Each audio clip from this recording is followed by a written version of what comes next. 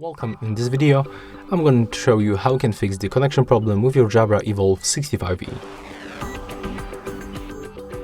So take a look. When I tap on the device, when it's available in the pairing devices list, that's around me of course, that's the communication and I cannot connect it with my phone.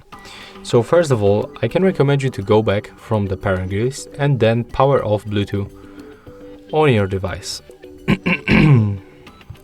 Next, you can simply perform the hard reset on these earbuds by holding the power button and the volume up button together. Let's make it right now. Click and hold them. One more time, release and hold. Okay, so as you can see, it blinks for the green, and it means that we perform the hard reset of this device.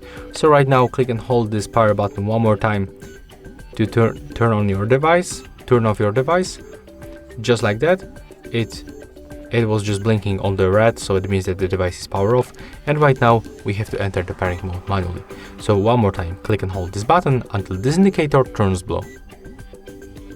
Just like that. Right now, release the button and then try to pair them another time. So go to the Bluetooth settings, enter for the pairing new device and select your Jabra from the list. As you can see right now, everything is fine. Thank you guys for watching. Remember to leave a like, comment and subscribe to our channel.